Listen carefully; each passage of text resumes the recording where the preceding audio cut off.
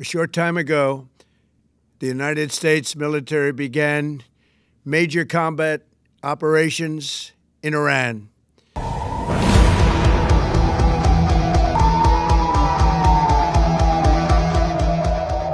সকল জল্পনা কল্পনার অবসান ঘটিয়ে মধ্যপ্রাচ্যে আবারও বেজে উঠল যুদ্ধের দামামা।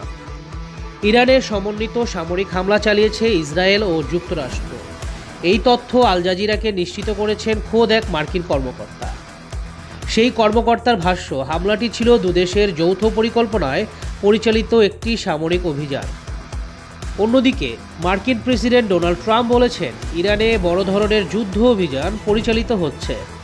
Our objective is to defend the American people by eliminating imminent threats from the Iranian regime, a vicious group of very hard, terrible people. And we will ensure that Iran does not obtain a nuclear weapon. It's a very simple message.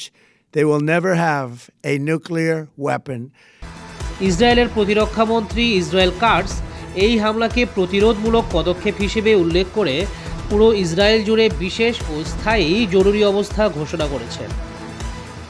এদিকে ইরানের গণমাধ্যমগুলো বলছে, রাজধানী তেহরানের কেন্দ্রস্থলে একাধিক বিস্ফোরণের শব্দ শোনা গেছে।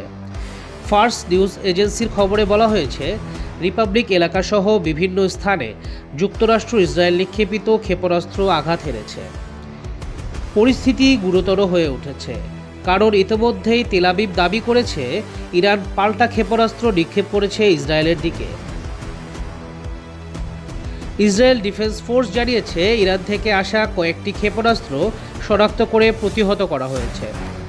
তবে সতর্ক করে বলা হয়েছে, প্রতিরক্ষা ব্যবস্থা শতভাগ অপ্রবেশযোগ্য নয়। এ কারণে নাগরিকদের নিরাপত্তা নির্দেশনা মেনে চলার আহ্বানও জানানো হয়েছে। এই উত্তেজনার মধ্যেই ইরান সাময়িকভাবে নিজেদের আকাশসীমা বন্ধ ঘোষণা করেছে। একই সিদ্ধান্ত নিয়েছে প্রতিবেশী ইরাকও। এখন পর্যন্ত হতাহত বা ক্ষয়ক্ষতির পূর্ণাঙ্গ নির্ভরযোগ্য তথ্য প্রকাশিত হয়নি। মধ্যপ্রাচ্যের পরিস্থিতি কোন দিকে গড়ায়, সেদিকেই এখন তাকিয়ে বিশ্ব।